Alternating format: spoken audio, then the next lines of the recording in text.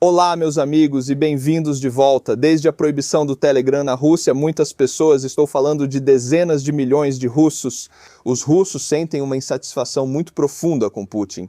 Pela primeira vez em algumas semanas seguidas, a aprovação de Putin tem caído na Rússia. Como isso é possível?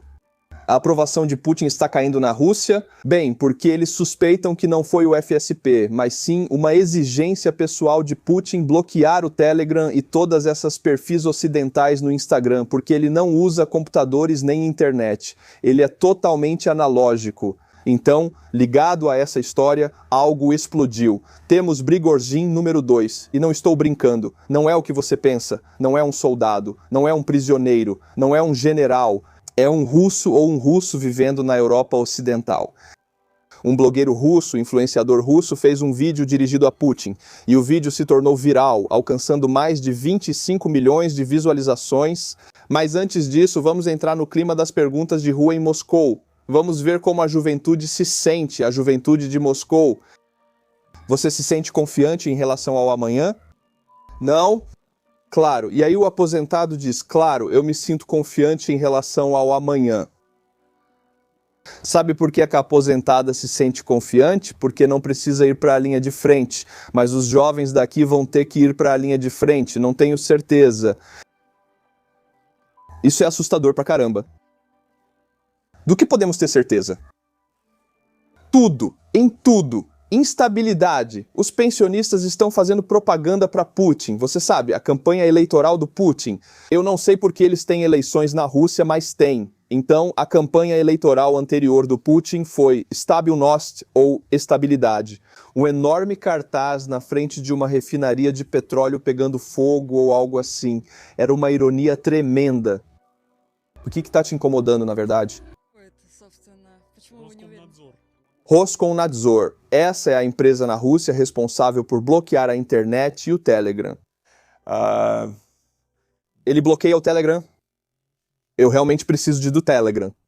Soberania.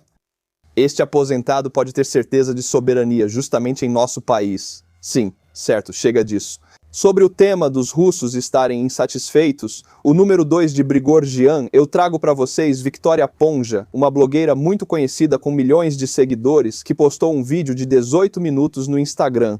Ela mora na Europa Ocidental, então pode usar o Instagram.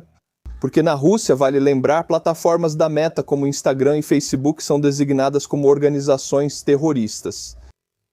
Já foi visto mais de 26 milhões de vezes, e ela postou isso na última segunda-feira há uma semana. No vídeo ela diz, as pessoas têm medo de você, os artistas têm medo, os governadores têm medo.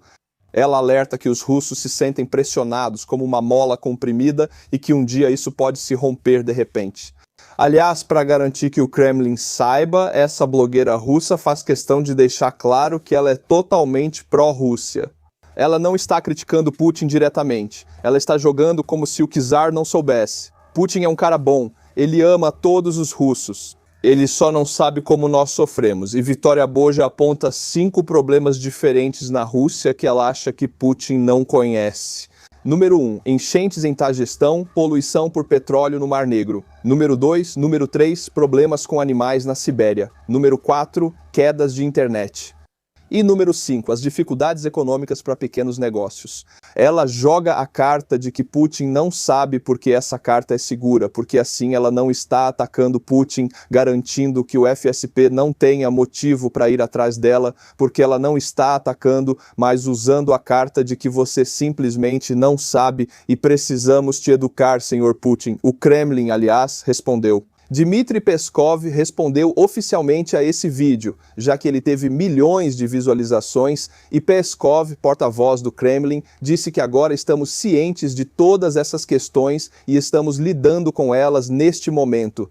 Pegadinha, eles não resolverão isso porque foram os responsáveis por esses problemas. Todos esses problemas que ela mencionou foram causados pelo Kremlin e o objetivo do Kremlin é que as pessoas não façam essa conexão, que não saibam disso. A blogueira Victoria então publicou esse vídeo feito por IA, onde ela é o Homem-Aranha e está lutando. Olha só isso. Solovyov, o principal propagandista da Rússia, propagandista do Kremlin. Então isso a coloca lutando contra as narrativas do Kremlin, mas nunca diretamente contra o Putin. Veja, esse é o acordo oculto que os russos fazem. Eles podem brigar entre si, culpar uns aos outros, jogar generais pela janela, mas ninguém vai contra o Putin. O mesmo vale para essa blogueira, porque ela depois disse que vai abrir um grande processo contra Solovyov, porque Solovyov realmente a insultou na televisão nacional russa. Então agora eles estão meio que brigando entre si, tendo essa rivalidade, essa blogueira russa que mora no Ocidente e Solovyov, o principal propagandista do Kremlin. Além disso, desde que Peskov, o porta-voz do Kremlin, disse que eles reconheceram esses problemas, foi isso que Victoria postou. Quero te agradecer, Dmitry Peskov. E ela está chorando. Eu estaria me traindo se não dissesse isso, se não me manifestasse. Então as pessoas veem esse blogueiro como alguém que vai contra o Kremlin, contra o Putin, como se fosse o Prigozhin número 2, mas não é o caso. Ela deixa muito claro que não está fazendo isso e agora ela está agradecendo ao Peskov e só está atacando o Solobov. É basicamente uma briga de blogueiros, mas ela nunca iria contra o Putin, ela já disse isso várias vezes também. Seria uma traição ao meu espírito russo. Obrigado ao presidente da Rússia. Ela agradece ao Putin, embora ela realmente não saiba que Putin, o Kremlin e o FSB estão por trás de todos aqueles 5 pontos que ela listou como problemas da Rússia. Agora ela agradece ao Putin. Só para te dar um contexto sobre essa garota que se manifesta pela primeira vez sobre esses problemas. Primeiro, ela não é a primeira a se manifestar sobre isso. Segundo, ela nem está se manifestando de verdade.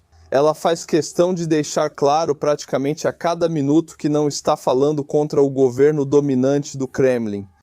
Ela só comenta que há insatisfação na Rússia. Só isso. Ninguém mudará minha atitude em relação ao meu país. Veja, esse tipo de frase é uma rede de segurança para ela, pois quer garantir que o FSP nunca a procure, já que podem fazer isso também na Europa. Algumas pessoas do Ocidente assistem a esse vídeo e têm uma falsa impressão de que essa é uma blogueira incitando os russos a se revoltarem, e essa é uma ideia errada. Essa blogueira mesmo não quer fazer isso de jeito nenhum. Ela diz várias vezes que ama o presidente, ama o Putin e o respeita. Então não é o caso de forma alguma, mas as pessoas no Ocidente às vezes pegam esse vídeo e distorcem dessa forma. Então, só para esclarecer, é apenas uma blogueira pró-Rússia falando sobre com o que os russos estão insatisfeitos, mas nunca conectando isso a atacar o Putin. Meus amigos, se vocês são novos neste canal, então sejam bem-vindos ao segmento em que respeitamos os membros fundadores da comunidade, que são os membros mensais do Buy Me a Coffee. Quando a audiência do YouTube varia, preciso de segurança, e isso vem dos membros mensais do Buy Me a Coffee. O que eu faço é massacrar os nomes deles com a pronúncia estoniana. Temos 2 novos membros desta vez. Aaron com 2 As, que também poderia ser um nome meio estoniano. Obrigado por entrar para a família. E Deana. Deana, de novo, poderia ser Diana, talvez em estoniano, mas obrigado por se juntar. Se você gosta do meu canal, então entre para a família. Entre para o plano mensal do Buy Me a Coffee. Obrigado, meus amigos. Recebemos este vídeo interessante da linha de frente de um soldado russo no 3º andar de um prédio que está pegando fogo. Ele foi bombardeado por drones ucranianos e esse soldado precisa escapar do prédio em chamas. Então aqui ele acabou de jogar sua arma para baixo, está prestes a pular, mas aí as tropas ucranianas que cercam o prédio têm uma surpresa para ele. Você está vendo os clarões dos disparos? Ou esses destroços? Olha só. Olha só, vamos voltar um pouco. Destroços atingindo bem ao lado da cabeça e talvez vejamos mais um. Sim, vemos. Tiros de armas leves foram disparados na janela. Eu diria que ele até leva um tiro no ombro aqui, talvez. Ele volta para dentro, quero dizer, é difícil pular de um prédio em chamas quando você está sendo alvejado pelas tropas inimigas, pelas tropas ucranianas. Mas lá dentro está pegando fogo. Você também não quer ficar lá dentro. Então ele vai até a janela mais uma vez. Acho que ele já não se importa mais com os tiros de armas leves. E dá pra ver que ele está pingando alguma coisa, sabe? Algo vermelho. E agora ele decide pular. E é isso. Esse é o final feliz desse soldado russo na Ucrânia. Que muitos girassóis cresçam sobre o túmulo dele. Neste próximo vídeo, quero demonstrar para vocês como uma barreira anti-infantaria muito primitiva e, digamos, barata pode ser eficaz. Estou falando de arame farpado ou fio de navalha, que funcionam de modo similar. O fio de navalha é um pouco superior. Aqui, um drone ucraniano apenas patrulha. Drone FPV patrulhando fio de navalha em 2 camadas. O fio de navalha pode ser produzido em massa. É mais barato de fabricar que outros meios e pode ser implantado e deixado lá. O drone em patrulha encontrou um buraco, indicando que alguém passou por ali. O drone segue pelo buraco. Aliás, se a infantaria tentar passar por um fio de navalha, ele vai rasgar suas roupas, vai cortar sua pele, é ruim. E voilà, encontra 2 soldados russos meio que ainda presos ali, e agora o drone está livre para atacá-los. E aliás, o que o soldado russo jogou nele? Isso é um rolo de cabo de fibra óptica de um drone. Joga o rolo nele. E bum, 2 soldados russos foram desmilitarizados. Isso mostra perfeitamente qual é o objetivo. Linhas de trincheira, fios de navalha, valas antitanque e dentes de dragão, certo? Você pode pensar que isso é coisa da Primeira e Segunda Guerra Mundial. Não, ainda funciona do mesmo jeito. Não foi feito para bloquear o inimigo. Foi feito para atrasar o inimigo e concentrá-lo em uma zona de morte. Concentrar eles em áreas que são facilmente controláveis. Por exemplo, você não precisa patrulhar esse arame farpado com infantaria. Você pode fazer isso com um drone. Se notar uma situação assim, pode agir imediatamente. Se não houvesse arame farpado aqui, esses 2 soldados russos já estariam marchando felizes em direção às posições ucranianas. Então esse arame farpado foi o motivo pelo qual eles foram desmilitarizados. Então isso funciona. É por isso que a Estônia está agora construindo fossos antitanque nas defesas do leste com dentes de dragão e arame farpado. Funciona. Mesmo na era dos drones, esse tipo de obstáculo tem um motivo muito forte para estar no campo de batalha. Recebemos esse vídeo insano da linha de frente. Um soldado ucraniano, eu diria que pela primeira vez, levou um projétil de 30 mm no peito, acertou direto no peito e sobreviveu. O colete balístico parou o projétil, e isso mostra como é importante um colete à prova de balas bem feito, como são importantes esses padrões de segurança ou de resistência que os exércitos ocidentais têm. Eles realmente salvam vidas. Veja esse buraco, seria no peito dele onde ficam os pulmões, mas agora está só no colete à prova de balas. Foi assim que o projétil de 30 mm ficou preso aqui. Eu imagino que tenha sido disparado de um BNB ou BTR. A vida desse soldado acaba de ganhar mais uma chance. E é por isso que coletes à prova de balas adequados e capacetes de qualidade são tão caros. Você pode comprá-los bem baratos no Temu da China e são idênticos. Alguns soldados russos realmente compram da China, mas o modelo ocidental pode salvar sua vida. Esse próximo vídeo é insano, toda a situação está meio louca por lá. Este é o Ministério da Indústria e Comércio da Rússia. Eles estão reunidos para discutir a produção de drones russos e consideram um grande problema que a maioria dos materiais venha da China. Eles mencionaram que 90% vem da China. Você pode perguntar como vimos esse vídeo, já que era para ser secreto. Bem, porque foram hackers ucranianos que invadiram essa reunião e eles estão agora assistindo em silêncio, só ouvindo o que esses caras estão falando. E eles decidem intervir depois de uma longa conversa. Vamos ver o que esses hackers dizem bem no meio disso. Eles não vão se revelar, eles só vão fazer uma pergunta pelo microfone de uma maneira bem profissional. Veja, isso simplesmente não é feito na Rússia. Até o plástico é chinês, Porque não existe plástico russo. Bom, deixa eu terminar. Não tem plástico, Dmitry Anatolievich. Vamos lá. Pare com isso, por favor. Agora, hackers ucranianos intervêm. Colegas, conseguem me ouvir? Muito profissional. Esses caras na sala pensam que alguém entrou na reunião e ainda não falou. Colegas, vocês me ouvem? Sim, conseguimos te ouvir. Sim, uma pergunta. Como você determina o grau de russicidade daqueles tchetchenos, essa palavra que ferrou com as suas mães? Suas mães, por exemplo? Bem, mais ou menos, existe algum tipo de fórmula? Eles estão zoando esses caras, mas perguntam de forma profissional. Desliga, ele diz desliga porque eles acho que perceberam que estão sendo observados. Você está satisfeito com a falta de rusticidade? As suas caras de merda foram todas gravadas. Senhores, tomem cuidado.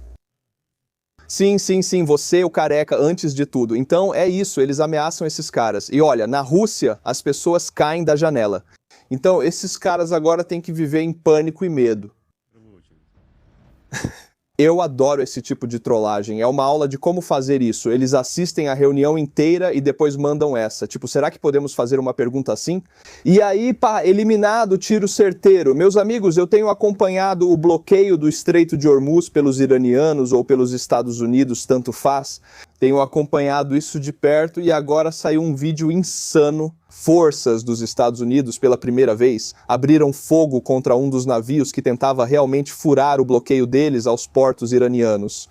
Pela primeira vez, vemos o navio dos Estados Unidos disparando seus canhões de 5 polegadas diretamente na casa de máquinas do outro navio. O navio se chama Tosca.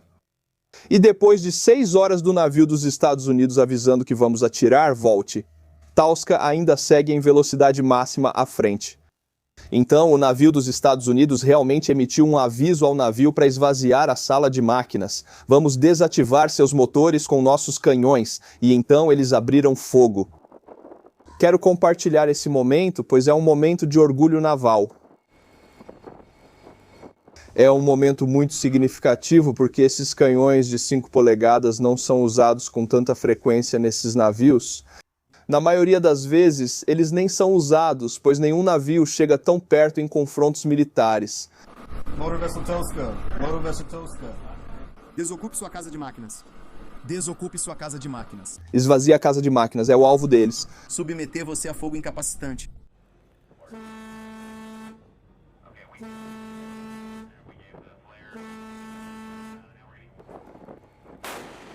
Disparo número 1. Segundo disparo direto à sala de máquinas. Disparo número 3. E eles realmente desativaram aquele navio. E esses disparos são precisos.